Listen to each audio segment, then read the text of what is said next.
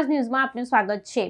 ધારાસભ્યના અથાગ પ્રયાસો ફળ્યા, બંધ પડેલ તલોદ એસટી ડેપો પુનઃ ધમધમતો થયો। વર્કશોપનું લોકાર્પણ કરાયું। ડેપો પુનઃ શરૂ કરવામાં આવે એ પરિપત્ર મળેલ પછી પ્રાંતિજ તલોદના લોકલાડીલા ધારાસભ્ય ગજેન્દ્રસિંહ પરમાર સાહેબના હાથે ખાતમુહૂર્ત થયેલ તે તલોદ ડેપો વર્કશોપનું ધારાસભ્યના હાથે લોકાર્પણ થયું। તે પણ એક ઇતિહાસ છે। ખૂબ જહેમત ઉઠાવી અથાગ મહેનત કરી ત્યારે આ બંધ થયેલ ડેપો પુનઃ શરૂ કરવામાં આવ્યો। આખા ગુજરાતમાં પ્રથમ દાખલો છે કે બંધ થયેલ ડેપો પુનઃ શરૂ કરવામાં આવ્યો। ખૂબ ખૂબ અભિનંદન ધારાસભ્ય।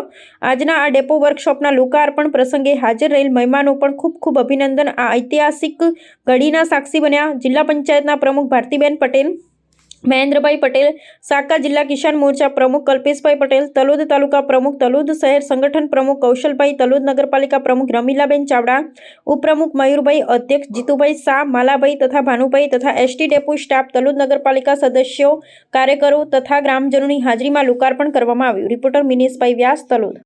આજે તલોદ ખાતે તલોદ એસટી ડેપો અને વર્કશોપના લોકાર્પણ પ્રસંગનો કાર્યક્રમ યોજવામાં આવ્યો। આ કાર્યક્રમમાં અમારા ભારતીય જનતા પાર્ટીના તમામ પદાધિકારીઓ અને હોદ્દેદાર મિત્રો હાજરી આપી।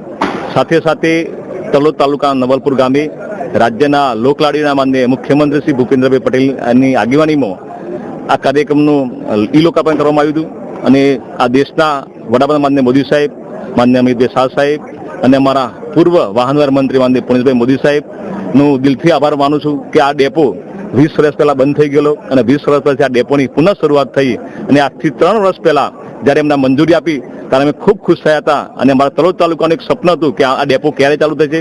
એ આજે તલોદનું સપનું પૂરું થશે તે હું આ રાજ્યના યશસ્વી મુખ્યમંત્રીનો દિલથી આભાર માનું છું। ભારત માતા કી જય, વંદે માતરમ।